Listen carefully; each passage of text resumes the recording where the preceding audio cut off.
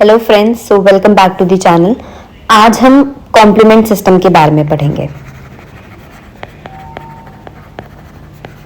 ठीक है। जब भी कभी हमारी बॉडी में कोई फॉरेन सब्सटेंस आता है तो हमारी बॉडी उसको रिकॉग्नाइज करती है और उसको एलिमिनेट करने के लिए इम्यून रिस्पॉन्स को एक्टिवेट करती है। तो ये जो एक्टिवेशन होता है इसमें सर्टेन टाइप के प्रोटीन्स, सर्टेन टाइप के सेल्स वर्क करते हैं उसको एलिमिनेट करने के लिए, उसको न्यूट्रलाइज करने के लिए। ये जो प्रोटीन्स होते हैं इसमें से एक होता है कि हमारा कॉम्प्लीमेंट सिस्टम जो होता है वो एक्टिवेट होता है। ठीक है, तो अब हम बात करेंगे हमारा कॉम्प्लीमेंट सिस्टम किन चीजों का बना है, ये कैसे एक्टिवेट होता है, ठीक है, और कैसे ये किसी भी सेल की लाइसिस करता है या उसको न्यूट्रलाइज करता है, ठीक है, या ऑप्सोनाइजेशन होता है। तो हम ये सब एक एक करके पढ़ेंगे। जो हमारा कॉम्प्लीमेंट सिस्टम होता है वो mainly more than 30 serum proteins का बना हुआ होता है। ठीक है, या फिर आप कह लो सेल सरफेस प्रोटीन्स का बना हुआ होता है। ठीक है ना। दूसरी बात, ये जो हमारा कॉम्प्लीमेंट सिस्टम होता है ये एक ब्रिज की तरह काम करता है between innate immunity and adaptive immunity में। ठीक है, अगर मैं बात करूं अडैप्टिव तो मेनली एंटीबॉडी रिलेटेड होगा। ठीक है ना। दूसरा, ये जो हमारा कॉम्प्लीमेंट सिस्टम होता है इसके बहुत सारे फंक्शंस होते हैं, जैसे कि ये सेल का लाइसिस करवाता है, जैसे ये ऑप्सोनाइजेशन करवाता है। ऑप्सोनाइजेशन क्या होता है कि ये एक प्रोसेस होता है जिसमें जो भी पैथोजन होता है उसको पैक कर दिया जाता है। फिर जो हमारी फैगोसाइटिक सेल्स होती हैं जैसे कि हमारी न्यूट्रोफिल्स, मैक्रोफेजेस, वो उसको इंगल्फ करती हैं, फैगोलाइसोसोम की फॉर्मेशन होती है। फिर वो lysosome due to its low pH and hydrolytic enzyme present into it, वो उसका क्या करेगा, ये डिफेंसेंस, वो उसको क्या करेंगे, डिग्रेड कर देंगे उस पैथोजन को या न्यूट्रलाइज कर देंगे, जिसकी वजह से वो पैथोजेनिसिटी कर ही नहीं पाएगा। ठीक है, वो इंफेक्शन को कॉज कर ही नहीं पाएगा। ठीक है, देन वायरल न्यूट्रलाइजेशन। ठीक है, या फिर हम बोल सकते हैं ये इम्यून कॉम्प्लेक्स क्लियरेंस में भी काम करता है। ठीक है, क्लियरेंस ऑफ इम्यून कॉम्प्लेक्स। ठीक है, और जब भी ये सारी चीजें करेगा कि ये किसी को न्यूट्रलाइज कर रहा है सब, तो ये उस जब ये जो ये इम्यून कॉम्प्लेक्सेस होते हैं ये सब चीजें होती हैं तो इनको कहां जाके स्टोर करेगा, कहां जाके डिपॉजिट करेगा, तो ये सब करेगा लिवर में एंड कहां पे, स्प्लीन के अंदर। ठीक है ना। अगर मैं इसके कंपोनेंट्स के बारे में बात करूं, कॉम्प्लीमेंट में जो कंपोनेंट्स होते हैं अगर मैं उसके बारे में बात करूं तो वो मेनली प्रोटीन्स ही होता है। ठीक है, या ग्लाइकोप्रोटीन्स होते हैं जिनको हम न्यूमेरिकली या ट्राइबल नेम के थ्रू या लेटर सिंबल्स के थ्रू डेजिग्नेट कर सकते हैं। जैसे कि अगर मैं न्यूमेरिकली करूं, न्यूमेरिकल बेसिस पे, या यू जस्ट से कि हम इसको न्यूमेरिकल बेसिस पे करते हैं। ठीक है, जैसे कि C1 से C9 कि C1 C2 C3 C4 C5 C6 C8 C9 ये कॉम्प्लीमेंट कंपोनेंट्स होते हैं। या फिर मैं इनको लेटर सिंबल के बेसिस पे भी कर सकती हूं, जैसे कि फैक्टर D या B या P। ठीक है, या फिर मैं इनको ट्राइबल नेम के बेसिस पे भी कर सकती हूं, जिसे हम बोलते हैं I think so homologous restriction factor. Don't be confuse कि ये C1 to C9 क्या है, ये फैक्टर्स क्या है, ये सब चीजें क्या है। जैसे ये एंड होगा लेक्चर कॉम्प्लीमेंट सिस्टम को आप पढ़ लोगे पूरा तो you will be knowing all this, C1 C9 C2 C5 factor D factor P factor, ये सब चीजें आपको बहुत अच्छे से आ जाएंगी। It's my promise to you. Then अगर मैं कॉम्प्लीमेंट की बात कर ही रही हूं तो जो कॉम्प्लीमेंट प्रोटीन्स होते हैं, ठीक है, जो मैंने बात करी, इनको हमारे लिवर प्रोड्यूस करता है, वो भी हिपैटोसाइट्स, लिवर हिपैटोसाइट्स प्रोड्यूस करती है। दूसरा, ये जो मोनोसाइट्स होती हैं, मैक्रोफेजेस होती हैं, एपिथेलियल सेल्स होती हैं गैस्ट्रोइंटेस्टाइनल ट्रैक्ट में, वो भी एक रोल प्ले करती हैं significant amount of complement production में, ठीक है ना। दूसरा जो हमारा इन दी सर्कुलेशन के अंदर ये जो कंसंट्रेशन होती है कॉम्प्लीमेंट प्रोटीन की, वो मेनली जो सर्कुलेशन होता है हमारा, उसमें जो कॉम्प्लीमेंट प्रोटीन की कंसंट्रेशन होती है वो 3 mg होती है पर ml, जिसमें से सबसे ज्यादा C3 मिलेगा आपको, दैट इज 1 mg पर ml। और ये जो हमारा C2 होगा या फिर हमारा फैक्टर D होगा, ये बहुत ट्रेस अमाउंट में प्रेजेंट होंगे, ठीक है ना। मूविंग ऑन, अब मैं बात करूंगी कॉम्प्लीमेंट एक्टिवेशन पाथवे, ठीक है। कॉम्प्लीमेंट एक्टिवेशन पाथवेज के बारे में कि कॉम्प्लीमेंट एक्टिवेशन पाथवे क्या है। देखो, जैसे मैंने बताया कि हमारे सीरम में प्रोटीन्स प्रेजेंट होते हैं, तो ये जो प्रोटीन्स होते हैं ये इनएक्टिव फॉर्म में प्रेजेंट होता है, जिनको आप प्रो एंजाइम्स या जाइमोगन्स भी बोल सकते हैं। क्या बोल सकते हैं? प्रो एंजाइम्स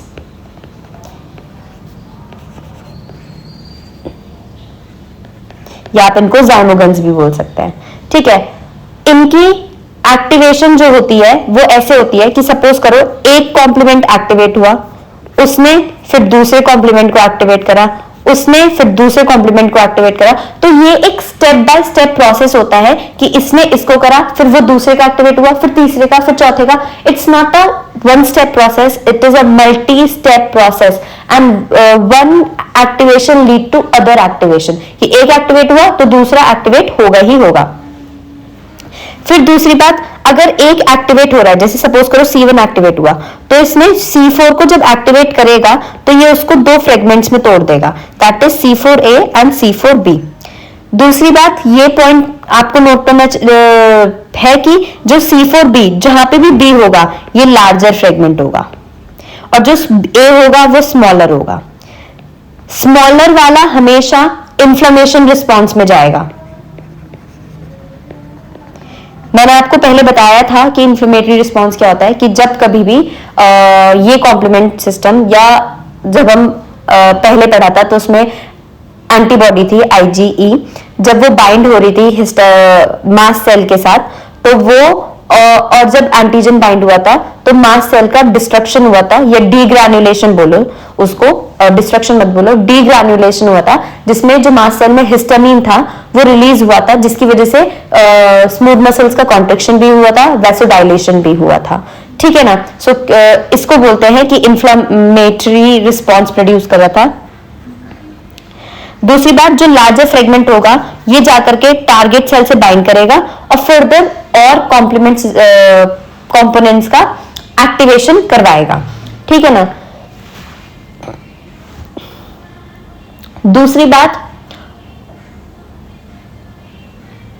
ये जो कॉम्प्लीमेंट फ्रेगमेंट्स होते हैं, फिर मैंने जैसे बताया कि ये दूसरे फ्रेगमेंट का एक्टिवेशन करवाएगा, जैसे सपोज C2 का करवाया C2A में एंड C2B में, फिर C2A will be the larger, क्योंकि ये मैंने बताया। हाँ, और एक चीज, C2A अगर फ्रेगमेंट C2A के फ्रेगमेंट्स होते हैं तो वो C2A होगा और C2B होगा। बस यहाँ पे ये एक एक्सेप्शन है कि यहाँ पे B वाला स्मॉल होगा C2 के केस में, ठीक है, और A वाला लार्ज होगा, बस इसके केस में, ठीक है। सो नाउ बैक जहां पे मैं आई थी कि एक एक करके ये एक्टिवेशन करवाते हैं। तो जब अब ये C4D में मतलब फ्रेगमेंटेशन कराया C2 का, तो अब ये जो लार्जर फ्रेगमेंट होगा, क्योंकि एक्सेप्शन है, दैट इज C2A, तो अब ये 2A मिलकर के एक वो बना लेगा, क्या बना लेगा कि एक दूसरे से इंटरेक्ट करके एक फंक्शनल कॉम्प्लेक्सेस बना लेंगे। क्या बना लेंगे? कॉम्प्लेक्सेस बना लेंगे। तो ऐसे करके this is how the complement system works, ठीक है ना। जिन भी कॉम्प्लेक्सेस की एंजाइमेटिक एक्टिविटी होती है हम उनको डेजिग्नेट करते हैं बाय द बार। सपोज करो जैसे जिनकी भी एंजाइमेटिक एक्टिविटी होगी, एग्जाम्पल सपोज करो C3B और इसकी एक एंजाइमेटिक एक्टिविटी है, तो हम इसको कैसे डिनोट करेंगे, हम इसके ऊपर एक बार साइन लगा देंगे, ठीक है। तो इसका मतलब है इसकी एंजाइमेटिक एक्टिविटी है, ठीक है ना, एंजाइमेटिकली ये वर्क करेगा। सो अभी हमें जो पढ़ना है कि हमारे पास देखो अब मूविंग ऑन कि जो कॉम्प्लीमेंट सिस्टम होता है उसमें 3 पाथवे होते हैं ऑफ कॉम्प्लीमेंट एक्टिवेशन के।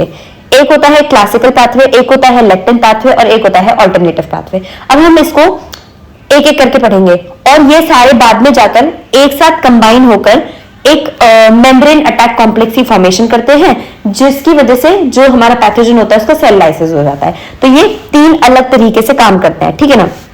तो अभी मैं बताती हूं पहले क्लासिकल पाथवे के बारे में। सो जो ये क्लासिकल पाथवे होता है इसको हमने ऐसा इसलिए बोला क्लासिकल पाथवे क्योंकि ये फर्स्ट कॉम्प्लीमेंट पाथवे था टू बी वर्कड आउट, ठीक है ना। तो ये फर्स्ट कॉम्प्लीमेंट पाथवे था टू बी वर्कड आउट और ये जो क्लासिकल पाथवे है इसमें एंटीजन और एंटीबॉडी का कॉम्प्लेक्स बनता है, ठीक है। तो कुछ चीजें हैं जो आपको याद रखनी है कि ये ट्रिगर कैसे होगा, क्योंकि जब एंटीजन एंटीबॉडी का कॉम्प्लेक्स बनेगा, अगर एंटीजन एंटीबॉडी का कॉम्प्लेक्स बना है तो इसका मतलब है ह्यूम्यूरल अडैप्टिव इम्यून रिस्पॉन्स क्रिएट करेगा।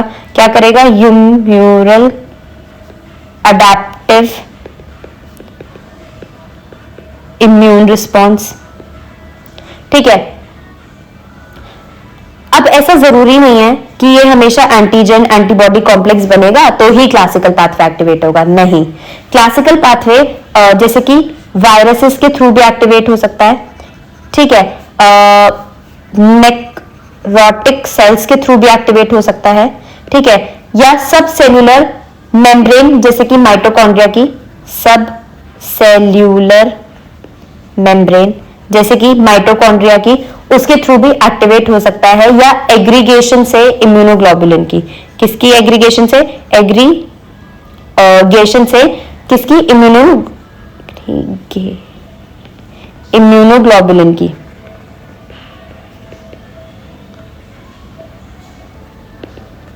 ठीक है, इम्यूनोग्लोबुलिन्स की, या बीटा एमिलॉइड की। हाँ, बीटा एमिलॉइड क्या होता है, तो जो अल्जाइमर डिजीज होती है उसमें न्यूरॉन्स के बाहर एक प्रोटीन का धब्बा बोलते हैं, जिसे एक पैच टाइप बनने लगता है, जिसको हम बोलते हैं बीटा एमिलॉइड। ये इसलिए बनता है क्योंकि मिसफोल्डिंग की वजह से प्रोटीन की, ठीक है ना। अभी इसमें इतना नहीं डीप जाना है, बस नॉर्मली आप याद रखो कि कैसे कैसे हो सकता है। तो ये जो क्लासिकल पाथवे होता है, जब कभी भी हमारी बॉडी में कोई एंटीजन आता है और एंटीबॉडी इसको रिकॉग्नाइज करती है तो एंटीजन एंटीबॉडी कॉम्प्लेक्स की फॉर्मेशन होती है, ठीक है। तो ये जो एंटीजन एंटीबॉडी कॉम्प्लेक्स की फॉर्मेशन होती है, ठीक है, तो वो ट्रिगर करती है क्लासिकल पाथवे को, जिसकी वजह से जो C1 होता है, ठीक है, C1 कॉम्प्लीमेंट वो बाइंड करता है एंटीबॉडी से, ठीक है। कहां से बाइंड करता है, एंटीबॉडी के FC रीजन से बाइंड करेगा। जैसे ये एंटीबॉडी है, इसका FB रीजन है, ये FC रीजन है, तो यहां पे जाकर के ये C1 बाइंड करेगा। दूसरी बात, ये जो C1 होता है ये 3 प्रोटीन्स का बना हुआ होता है, जिसे हम बोलते हैं C1Q, C1R एंड C1S, ठीक है। C1Q जो है ये 9 आइडेंटिकल सब यूनिट्स का बना है। ये C1R और C1R ये 2 आपको उसमें चाहिए होंगे, 2 मॉलिक्यूल्स चाहिए होंगे, और C1S के भी आपको 2 मॉलिक्यूल्स ही चाहिए होंगे। दूसरी बात, जो C1R है ये एक टाइप का सेरीन प्रोटीएज है, और ये जो C1S है ये भी हाइड्रोलाइसिस करवाने में ही काम आता है, ठीक है ना। नाउ मूविंग ऑन, तो ये जो C1Q है मैंने बता दिया, और C1R और C1S 3 उसका बना होता है।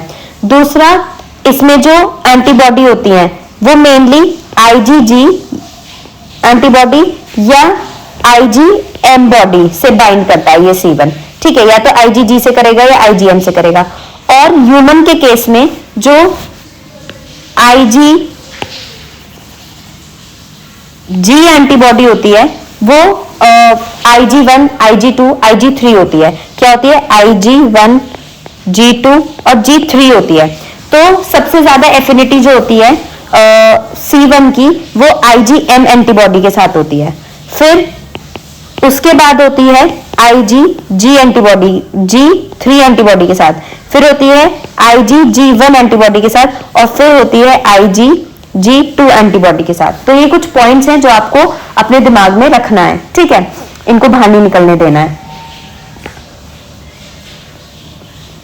ठीक है। फिर इसके बाद और जो बाकी की एंटीबॉडी होती हैं जैसे कि IgD, AE, G4, इनका कोई काम नहीं होता है, ठीक है, किसमें? क्लासिकल पाथवे की एक्टिवेशन में। अब समहाउ सपोज करो मेरा C1Q था वो जाकर के बाइंड हो गया एंटीबॉडी से, ठीक, सॉरी, जो C1Q होता है C1 का वो FC रीजन से जाकर के बाइंड हो गया, मतलब एंटीबॉडी से, और इसने क्या करा? इसने एक्टिवेट कर दिया। अब जब ये C1Q बाइंड होगा तो ये C1R को एक्टिवेट कर देगा, ठीक है, जो एक सेरीन प्रोटीएज है जो इनिशिएट करेगा कैस्केड को क्लासिकल पाथवे के। सो इसमें क्या होगा? फिर जब C1R एक्टिवेट हो जाएगा तो वो क्या करेगा? वो C4 को फ्रेगमेंट्स में तोड़ देगा, that is C4A and C4B, ठीक है। अब ये तो इन्फ्लेमेशन में चला जाएगा, इन्फ्लेमेटरी रिस्पॉन्स में, ठीक है, आगे मैं इन्फ्लेमेटरी रिस्पॉन्स IR से लिखूंगी, ठीक है ना। और ये जो C4B था ये फर्दर क्या करेगा? क्लीव करेगा किसको? C2 को, किसमें? C2A में एंड C2B में। फिर ये वाला, क्योंकि मैंने एक्सेप्शन बताया था, बस C2 के केस में जो B होता है वो स्मॉल होता है और A होता है वो लार्ज होता है। तो ये क्या ये इन्फ्लेमेटरी रिस्पॉन्स में चला जाएगा और ये टारगेट से जाकर के बाइंड कर फर्दर एक्टिवेशन करेगा। अब ये सब मिलकर के दैट इज देखो एंटीजन, एंटीबॉडी, एंटीबॉडी से पहले कौन बाइंड हुआ? एंटीबॉडी से पहले C1 बाइंड हुआ। C1 का भी कौन सा पार्ट बाइंड हुआ? CQ, जिसने किसको एक्टिवेट करा? CR को, CR या CS को एक्टिवेट करा, ठीक है। CR या CS ये दोनों सेरीन प्रोटीएज हैं, ठीक है, ये भी सेरीन प्रोटीएज है जिसने क्या करा? क्लीव करा C4 को। किसको क्लीव करा इन्होंने? प्लस इसमें C4 आता है, C4 को क्लीव करा, ठीक है। C4 वो भी B को, B ऐड हुआ ना इसमें, फिर C4B के साथ कौन ऐड हुआ? C2A ऐड हुआ। तो ये सब मिल करके इन्होंने क्या फॉर्मेशन करी? एक C3 कन्वर्टेज की। अभी लास्ट में पता चलेगा कि ये C3 कन्वर्टेज कैसे C5 को क्लीव करता है। दूसरी बात, हर पाथ में जो हम क्लासिकल पाथवे पढ़ रहे हैं, लेक्टिन पाथवे पढ़ रहे हैं, ऑल्टरनेटिव पाथवे होता है, C3 कन्वर्टेज की फॉर्मेशन नेसेसरी है, ठीक है ना। C3 कन्वर्टेज बनता ही बनता है। अब ये हमारा क्लासिकल पाथवे था। अब हम दूसरे पाथवे के बारे में बात करेंगे जो होता है कौन सा? Lectin pathway. अब लेक्टिन पाथवे क्यों बोला? देखो लेक्टिन्स प्रोटीन होते हैं जो रिकॉर्गेनाइज करेंगे और बाइंड करेंगे स्पेसिफिक कार्बोहाइड्रेट से, वो भी टारगेट की। तो जो लेक्टिन होते हैं ये ना प्रोटीन होते हैं जो जाकर के बाइंड करते हैं कार्बोहाइड्रेट से, किसके? टारगेट की, ठीक है, और उसका न्यूट्रलाइजेशन में हेल्प करते हैं। तो जो लैक्टिन पाथवे है, जब कभी भी सपोज करो ये पैथोजन है और पैथोजन की सरफेस पे कुछ प्रोटीन है और उन प्रोटीन के टर्मिनल पे एक मैनोज रेसिड्यू प्रेजेंट है, ठीक है ना। सो ये मैनोज रेसिड्यूज जो होगा वो कौन रिकॉर्गेनाइज करेगा? मैनोज बाइंडिंग लेक्टिन, यानी कि ये मैनोज बाइंडिंग लेक्टिन रिकॉर्गेनाइज करेगा, इनसे बाइंड करेगा, ठीक है। फर्दर प्रोडक्शन होगा दूसरे कंपोनेंट्स का, और फिर इसका भी वही लाइसिस होगा, ठीक है ना, मेम्ब्रेन कॉम्प्लेक्स बनेगा, ये सब चीजें। तो इसमें यही है, दिस पाथवे, ये जो पाथवे होता है वो डिपेंड नहीं करता है एंटीबॉडी पे, ठीक है। दूसरा पॉइंट अगर आपको बताती हूं कि ये जो पाथवे होता है ये इंडिपेंडेंट ऑफ एंटीबॉडी, ठीक है।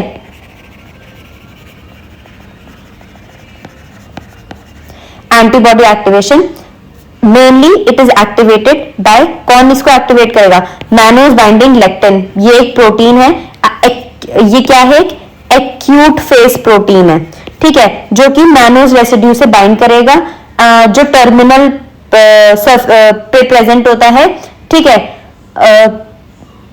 और किस में हेल्प करेगा, डिफरेंशिएशन, अब किस में हेल्प करेगा, इसके न्यूट्रलाइजेशन या ऑप्सोनाइजेशन में। दूसरी बात अगर मैं बात करूं,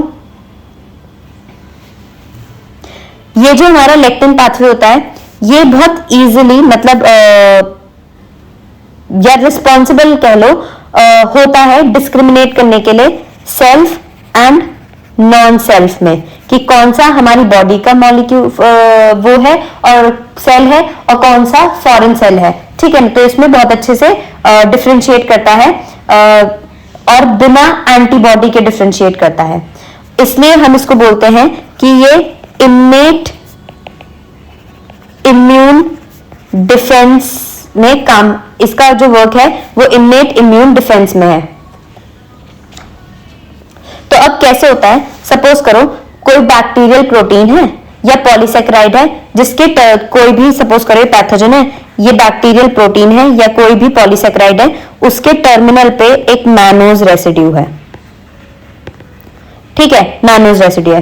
तो हमारी जो सीरम है उसमें एक्यूट फेस प्रोटीन है जिसे हम बोलते हैं मैनोज बाइंडिंग लेक्टिन प्रेजेंट है, या फिर mannose binding lectin associated serine protease present है, जिसे हम MASP1 से या MASP2 से डिनोट करते हैं। तो ये सेरीन प्रोटीएज होते हैं।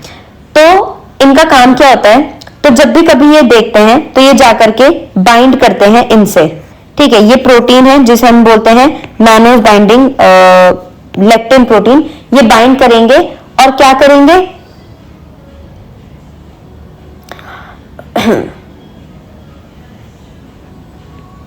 तो इसका जो काम होगा वो क्या होगा कि ये क्लीव करेंगे, that is along with this mannose associated serine protease 1 and protease 2, ये मिलकर के क्लीव करेंगे C4 को C4A में एंड C4B में, ये वाला रहेगा, ये इंफ्लेमेटरी रिस्पॉन्स के लिए चला जाएगा।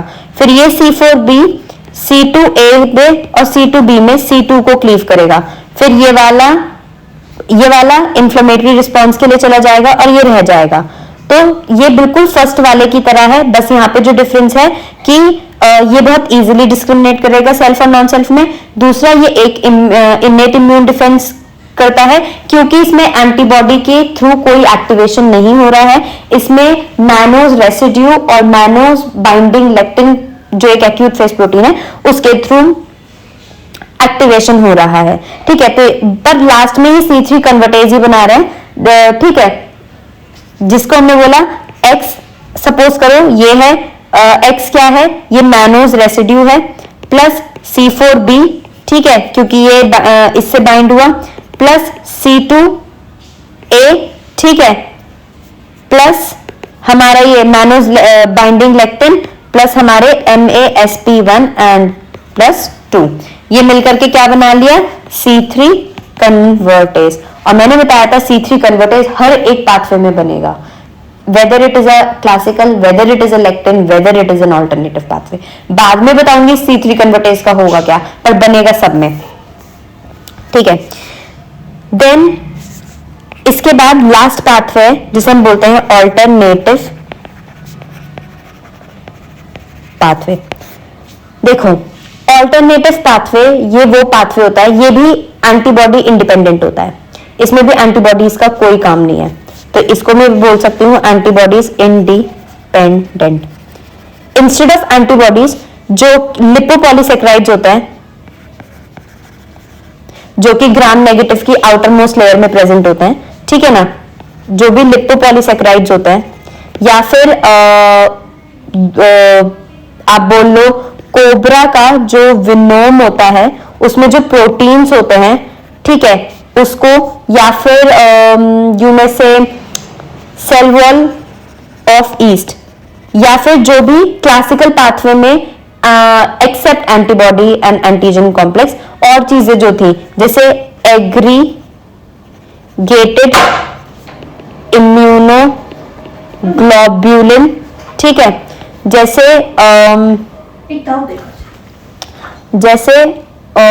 वायरसेस, ठीक है, तो ये सारी चीजें जो थी वो भी एक्टिवेट कर रही थी ऑल्टरनेटिव पाथवे को, ठीक है।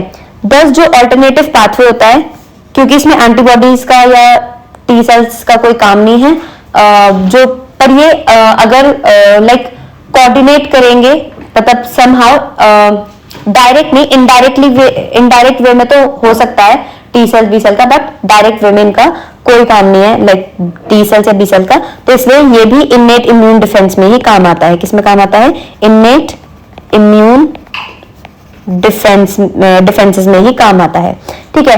सो जो मेजर पाथवे होता है कॉम्प्लीमेंट एक्टिवेशन का, वो ये इन्वॉल्व करता है 4 सीरम प्रोटीन्स को, that is C3, factor D, factor P.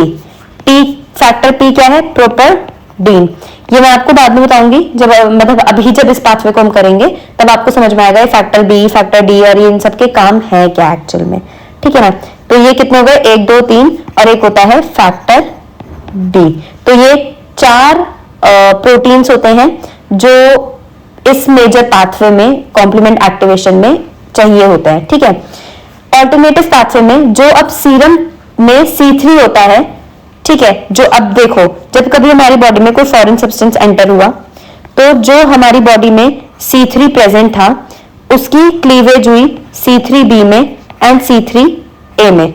A inflammatory response में चला गया और C3b ने रिकॉर्गेनाइज करा फॉरेन सब्सटेंस को, उससे जाकर के बाइंड हुआ, तो स्पॉन्टेनियस हाइड्रोलाइसिस हुई C3 की, जिसने C3a C3b दिया, एंड ये C3b कंपोनेंट जो था ये फॉरेन सरफेस जो थी एंटीजन की उससे जाकर के बाइंड हो गया। सपोज करो ये फॉरेन सब्सटेंस है तो ये C3b यहाँ पे जाकर के ये क्या है? C3b है जो जाकर के बाइंड हो गया, ठीक है। फिर ये जो C3b अब सरफेस पे प्रेजेंट है फॉरेन सेल के, ये दूसरे सीरम प्रोटीन से बाइंड करेगा जिसको हम बोलते हैं फैक्टर बी। अब ये किससे बाइंड करेगा? ये बाइंड करेगा फैक्टर बी से, ठीक है। जो फैक्टर बी होता है और एक कॉम्प्लेक्स की फॉर्मेशन कर लेगा, ठीक है। नाउ अब ये जो C3b है ये एक सबस्ट्रेट की तरह काम कर रहा है for enzymatically active serum protein called factor D. तो ये जो हमारा बाइंडिंग है ये C3b एक सबस्ट्रेट की तरह काम करेगा, ठीक है। C3b एंड जो फैक्टर बी है हमारा, ये दोनों मिलकर के सबस्ट्रेट की तरह काम कर रहे हैं for what? For factor D. और फैक्टर डी क्या है? ये एक एंजाइमेटिकली एक्टिव सीरम है, सीरम प्रोटीन है। क्या है? Enzymatically active serum protein. तो ये एक एंजाइमेटिकली एक्टिव सीरम प्रोटीन है। तो ये जो फैक्टर डी है ये यूज करेगा C3b को एंड फैक्टर बी को एज एन सबस्ट्रेट के तौर पे, और क्या करेगा? फैक्टर बी को हाइड्रोलाइज करेगा किसमें? फैक्टर दैट इज इसका फैक्टर बी को हाइड्रोलाइज करेगा दो में, BA और BB। ये एज एन रिमूव हो जाएगा जिसको हम बोलते हैं BA as an what? Immune response के लिए, सॉरी इंफ्लेमेटरी रिस्पॉन्स के लिए, एंड ये जो B है ये एड ऑन हो जाएगा C3 कन्वर्टेज के लिए। तो इसमें हमें क्या चाहिए? That is foreign substance plus हमारा इसमें क्या ऐड हुआ था? C3b ऐड हुआ था, प्लस हमारा इसमें क्या हुआ था ऐड? BB एक्टिव ऐड हुआ था, ठीक है। तो ये सब तीनों मिलकर के इन्होंने क्या बनाया है? इन्होंने एक कन्वर्टेज बनाया जिसे हम बोलते हैं C3 कन्वर्टेज। अब ये C3 कन्वर्टेज जो होता है स्टेबल नहीं होता है, सो फॉर इट्स स्टेबिलिटी हम प्रोपोडीन यानी कि फैक्टर P को ऐड करते हैं फॉर इट्स स्टेबिलिटी के लिए, ठीक है ना।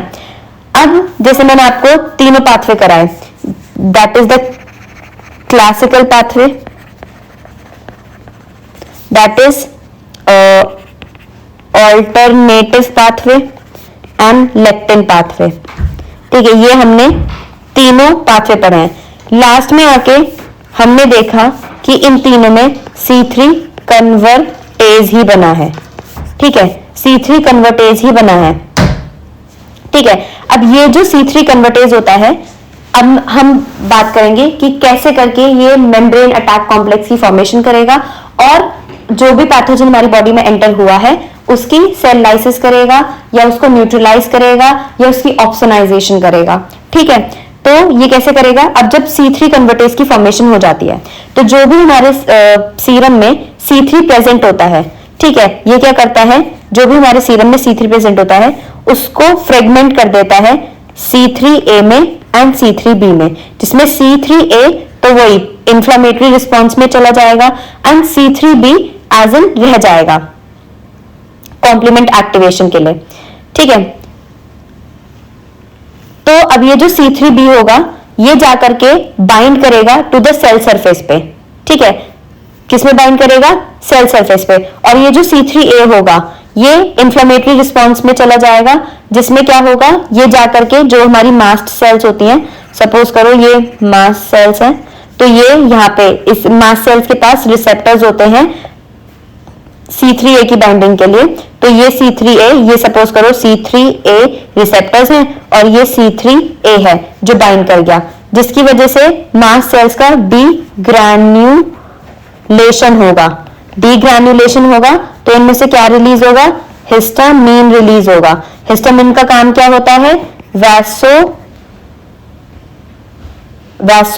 वैसोडाइलेशन का, या फिर इसका काम होता है स्मूथ मसल्स के कॉन्ट्रिक्शन का, ठीक है। तो और इस रिस्पॉन्स को हम बोलते हैं एनाफाइलोटॉक्सिन रिस्पॉन्स, एनाफाइलोटॉक्सिन रिस्पॉन्स बोलते हैं हम इसको, ठीक है। अब ये जो मेरा C3B बना था, ये ऑल द 3 कॉम्प्लीमेंट पाथवेज में देखा होगा आपने, सॉरी, ये जो C3 बना है, C3 कन्वर्टेज देखा था आपने जो सारे पाथवेज में बना था। अब C3 कन्वर्टेज ने C3 का हाइड्रोलाइसिस करवा के उसको C3A में और C3B में कन्वर्ट कर दिया। अब ये जो C3B होगा ये सारे के सारे जितने भी हमारे तीनों वो थे कॉम्प्लीमेंट पाथवे उनमें जाकर के बाइंड करेगा एंड देन नेक्स्ट C5 को क्लीव करवाएगा, ठीक है। ये क्या करवाएगा, अब ये जो हमारा C3B है इसका काम होगा C5 का क्लीव कराना और जाकर के सारे C3 का जितने भी हमारे वो C3 कन्वर्टेज बने थे उनसे जाकर के बाइंडिंग करना, ठीक है। और C5 का क्या कराना, क्लीव कराना C5 को, किसमें, C5B में एंड C5A में। C5A वही इंफ्लेमेटरी रिस्पॉन्स में चला जाएगा। अब हमारे पास क्या बचेगा, C5B बचेगा, ठीक है, C5 कन्वर्टेज, ठीक है। अब अगर मैं बात करूं कि क्लासिकल पाथवे में या लेक्टिन पाथवे में जो C5B कन्वर्टेज था, सुन लो, क्योंकि जब हम क्लासिकल पाथवे पढ़ रहे थे या लेक्टिन पाथवे पढ़ रहे थे तो C1 जो था क्लासिकल पाथवे में, यहां पे बता देती हूँ, C1 जो था उसमें CQ था, CQ एंटीबॉडी से जाकर के बाइंड कर रहा था जो फिर CR और CS को एक्टिवेट कर रहा था। फिर ये बाद में किसकी क्लीव कर रहे थे, C4 की, जिसमें से C4A निकल गया था और C4B रह गया था। फिर ये किसका क्लीव कर रहे थे, C2 की, जिसमें C2B निकल गया था, C2A रह गया था, और इन सब ने मिलकर क्या बनाया था, C3 कन्वर्टेज बनाया था, ठीक है।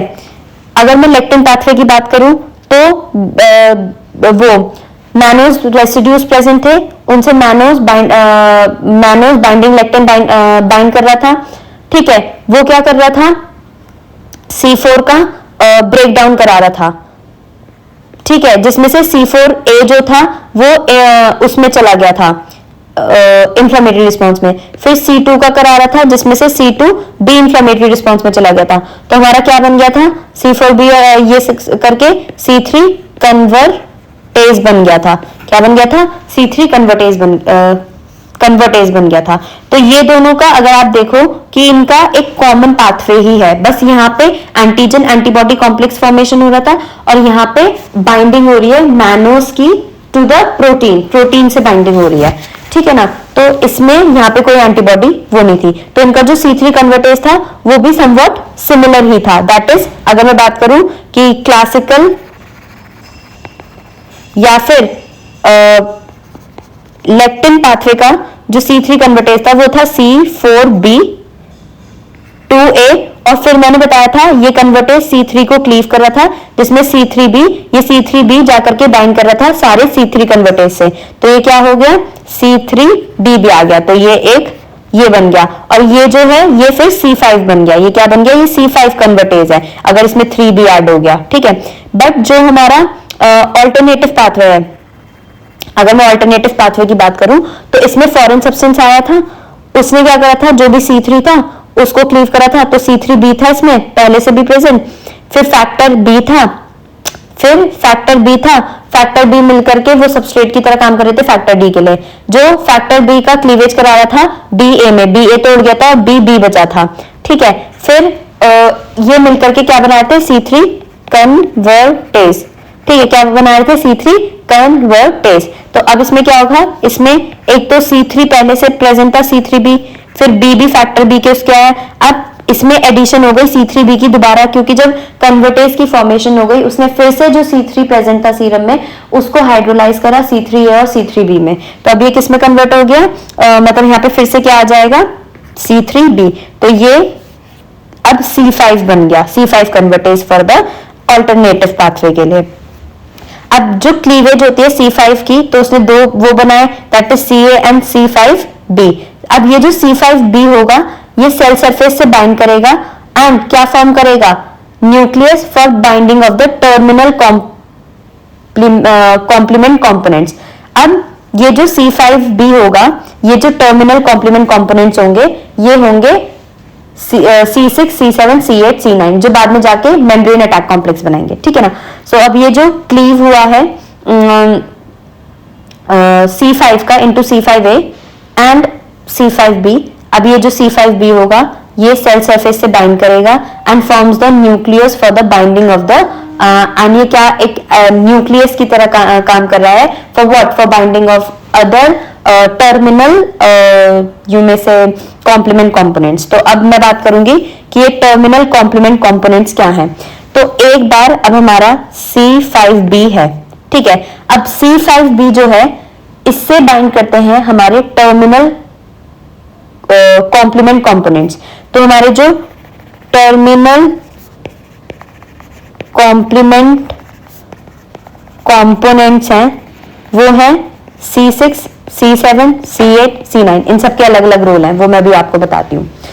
सो ये जो कंपोनेंट्स हैं ये एक दूसरे से बाइंड करते हैं एक सीक्वेंशियल फॉर्म में और एक मैक्रोमोलिकुलर स्ट्रक्चर की फॉर्मेशन करते हैं, ठीक है। तो ये सब एक साथ बाइंड करेंगे एक सीक्वेंशियल फॉर्म में और एक मैक्रोमोलिक्यूलर स्ट्रक्चर की फॉर्मेशन करेंगे जिसे हम बोलते हैं मेम्ब्रेन अटैक कॉम्प्लेक्स, ठीक है, जिसकी वजह से जो सेल होगा वो लाइसिस, सेल की क्या हो जाएगी, लाइसिस हो जाएगी, सेल लाइसिस हो जाएगी। अब तीन कॉम्प्लीमेंट पाथवे कन्वर्ज हो जाएंगे एक ही पॉइंट पे, that is what, membrane attack complex पे। So this complex from a large channel through the membrane of the target cell enabling ion and small molecule to diffuse freely across the membrane।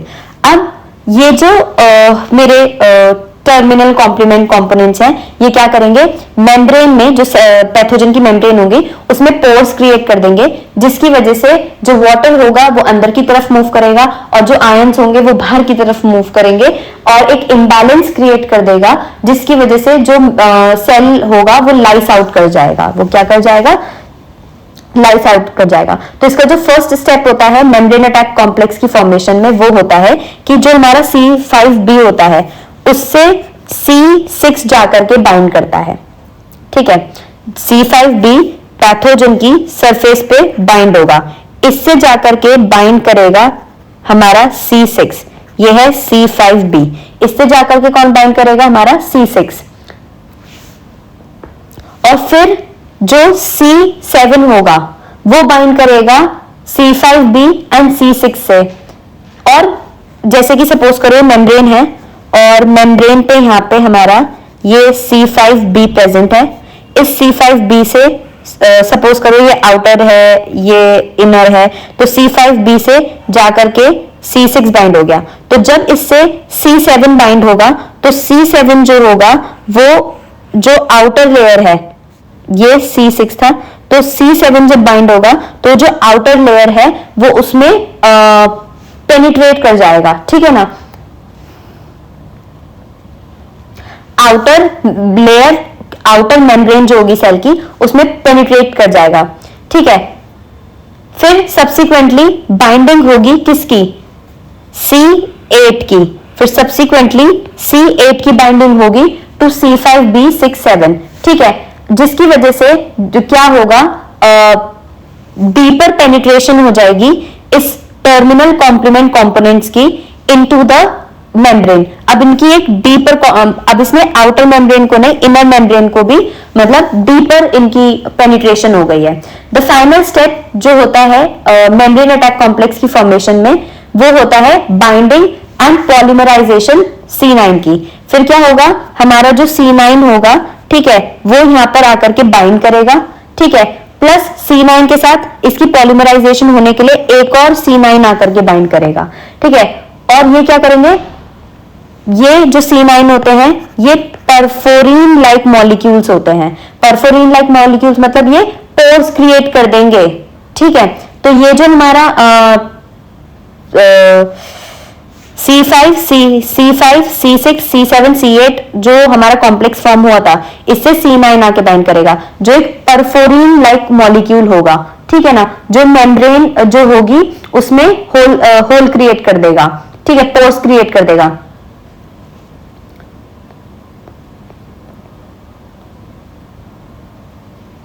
ये transmembrane channel बनाएगा जो cell की osmotic equilibrium को खराब कर देगा और आयंस जो होंगे वो इस चैनल के थ्रू मूव करेंगे, वाटर सेल के अंदर आ जाएगा। अब क्या होगा, ये पोर्स क्रिएट हो जाएंगे और जो वाटर है वो सेल के अंदर आएगा जिसकी वजह से एक ऑस्मोटिक इम्बैलेंस क्रिएट हो जाएगा, ठीक है,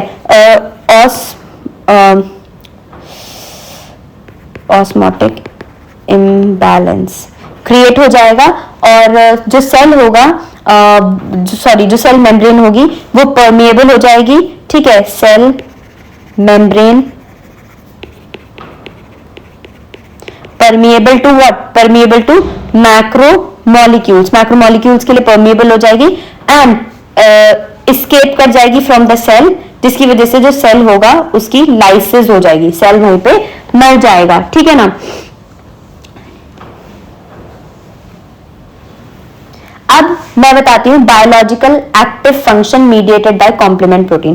तो ये सब आपको समझ में आ गया, यहाँ पे मेनली हमारा कॉम्प्लीमेंट एंड अप होता है, पर कुछ थोड़ी बहुत चीजें हैं जो हमें पता होनी चाहिए वो हम आगे डिस्कस कर रहे हैं, ठीक है। तो biological active functional mediated by complement products वो क्या है, देखो जब कॉम्प्लीमेंट एक्टिवेट होता है, ठीक है, तो जब कॉम्प्लीमेंट एक्टिवेट होता है तो प्रोडक्शन होता है सेवरल बायोलॉजिकल एक्टिव मॉलिक्यूल्स का, जो क्या करते हैं जब ये एक्टिव होता है तो वो क्या करते हैं, वो किल करते हैं, ऑप्सोनाइजेशन करते हैं, ठीक है, या एनाफाइलैक्सिस शो करते हैं या इंफ्लेमेशन शो करते हैं, ठीक है। जो इन सब में से इंपॉर्टेंट एक्शन है कॉम्प्लीमेंट का वो ये है कि फैसिलिटेट करना या डिस्ट्रक्ट करना पैथोजन का फेगोसाइटोसिस से। क्या करना है इनका काम, इसका जो काम होता है वो होता है फैसिलिटेट करना, ठीक है, या फिर डिस्ट्रक्शन करना पैथोजन का, कैसे, फैगोसाइट्स यानी कि मैक्रोफेजेस, न्यूट्रोफिल्स, इन सब से, ठीक है। ये जो होता है ये स्पेसिफिक रिकॉग्नाइजेशन होती है मेम्ब्रेन बाउंड कॉम्प्लीमेंट कंपोनेंट्स की by complement receptor on the phagocytic. तो सपोज करो हमारा जो फेगोसाइटिक सेल्स होती हैं, ठीक है, सपोज करो ये है, ये मैक्रोफेज है, ठीक है, इसके ऊपर ना रिसेप्टर्स प्रेजेंट होते हैं जिसे हम बोलते हैं, सपोज करो ये होंगे कॉम्प्लीमेंट रिसेप्टर्स, ठीक है, इसके ऊपर कॉम्प्लीमेंट रिसेप्टर्स प्रेजेंट होते हैं जो कि जाकर के जब पैथोजन हमारी बॉडी में जब कॉम्प्लीमेंट प्रोटीन्स पैथोजन से बाइंड होते हैं, सपोज करो यहां पे बाइंडिंग हुई है कॉम्प्लीमेंट प्रोटीन की, तो इनको रिकॉर्गनाइज ये कॉम्प्लीमेंट रिसेप्टर्स करते हैं, जिसकी वजह से ये फिर सर्टेन टाइप के मॉलिक्यूल्स रिलीज करते हैं जो इनका डिस्ट्रक्शन करते हैं, या फिर ये इसका डायरेक्टली फैगोसाइटोसिस से भी, मतलब एक प्रोसेस होता है जिसके थ्रू इनको मार देते हैं, ठीक है, मारने मतलब इनको इनका डिस्ट्रक्शन करता है, ठीक है ना। देन नेक्स्ट थिंग, ये जो ऑप्सोनाइजेशन होता है, अगर मैं बात करूं, ये जो ऑप्सोनाइजेशन प्रोसेस होता है कि जिसमें हमारी जो मैक्रोफेजेस होती हैं वो जो भी जैसे मैंने बताया ना पैथोजन की टैगिंग हो जाती है और फिर उस टैगिंग को मैक्रोफेजेस रिकॉर्गनाइज करती हैं, तो ये टैगिंग कॉम्प्लीमेंट ही कर रहा है, कॉम्प्लीमेंट के प्रोटीन्स जो हैं, कॉम्प्लीमेंट के जो कंपोनेंट्स हैं वो ही उस पैथोजन को टैग कर रहे हैं जो बाद में मैक्रोफेजेस रिकॉर्गनाइज कर रही है और ऑप्सोनाइजेशन हो रहा है। तो ये जो ऑप्सोनाइजेशन होता है पैथोजन का, ये कौन करवाता है? ये C3b करवाता है, ठीक है, क्या कराता है? C3b या फिर उसकी प्रोटियोलाइटिक डेरिवेटिव्स, ठीक है,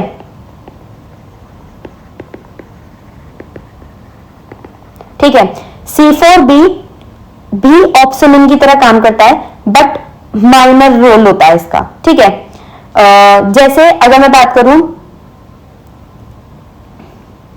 CR1 या CR3 की, ये भी फैगोसाइटोसिस में इन्वॉल्व होते हैं बैक्टीरिया के, बट CR1 और CR3 जो है ये डिफरेंट कॉम्प्लीमेंट रिसेप्टर्स हैं। तो मैक्रोफेजेस पे क्या होंगे?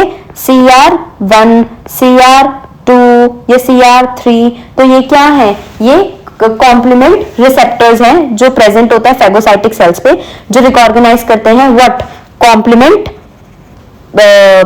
कंपोनेंट्स को, ठीक है। अब जो हमारा C3a मैंने बताया था, C4a या C5a जो रिमूव हो रहे थे, ठीक है ना, और इंफ्लेमेटरी रिस्पॉन्स कर रहे थे, वो ये हैं, ये मेनली इंफ्लेमेटरी रिस्पॉन्स पे प्रेजेंट होता है, ठीक है, ठीक है। और अगर इनकी कंसेंट्रेशन ज्यादा हो जाती है तो ये एक शॉक लाइक सिंड्रोम भी कर देता है। क्या कर देता है? शॉक लाइक सिंड्रोम भी कर देते हैं, ठीक है, जो देखा गया है। दूसरी बात, जो हमारा C5a होता है, इन सब में से ये C5a जो होता है ये ज्यादा स्टेबल होता है और सबसे हाईएस्ट स्पेसिफिक बायोलॉजिकल एक्टिविटी होती है, ठीक है। तो ये जो हमारा C5a होता है ये ज्यादा स्टेबल होता है और इसकी सबसे ज्यादा बायोलॉजिकल एक्टिविटी भी देखी गई है। अब कुछ चीजें देखो, मैं अगर बायोलॉजिकल एक्टिव फंक्शन के बारे में बात करूं और कौन सा कॉम्प्लीमेंट कंपोनेंट उससे रिलेटेड है इसके बारे में बात करूं, तो देखो मैंने बताया था सेल लाइसिस। तो सेल लाइसिस कौन करा रहे थे? हमारे टर्मिनल कॉम्प्लीमेंट कंपोनेंट्स। कौन करा रहे थे? Terminal complement components. वो कौन था? C5b, C6, C7, C8, C9। आप इसको ऐसे मत बोलो टर्मिनल कॉम्प्लीमेंट कंपोनेंट्स, नहीं, क्योंकि इसमें C5b भी इन्वॉल्व है, ठीक है। C5b is not a terminal complement component, these are terminal complement components.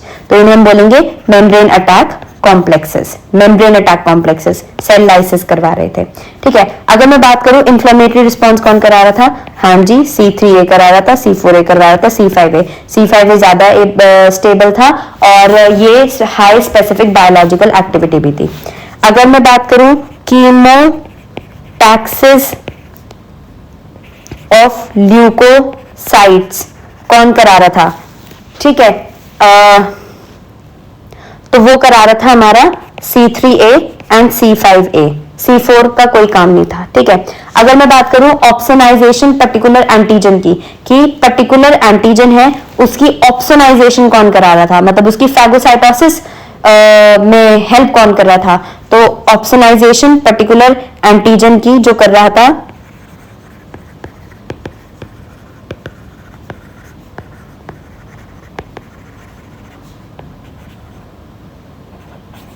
वो C3B कर रहा था एंड C4B कर रहा था।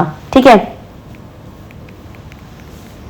ठीक है, C4B थोड़ा माइनर था बट C3A ही मेनली कर रहा था। ठीक है, then viral neutralization, viral neutralization कौन कर रहा था? C3B कर रहा था एंड C5 से C9 तक सभी कर रहे थे जो मेम्ब्रेन अटैक कॉम्प्लेक्स बनाते थे। दूसरा सॉल्युबलाइजेशन एंड इम्यून क्लियरेंस कौन कर रहा था? सॉल्युबलाइजेशन एंड इम्यून क्लियरेंस कौन कर रहा था? दैट इज C3B कर रहा था। तो ये चीजें आपको याद रखनी है कि कौन सा क्या कर रहा था। ठीक है, सो आज हमारा कॉम्प्लीमेंट भी कंप्लीट होता है और नेक्स्ट हम जो पढ़ने वाले हैं वो हाइपर सेंसिटिविटी ही पढ़ेंगे।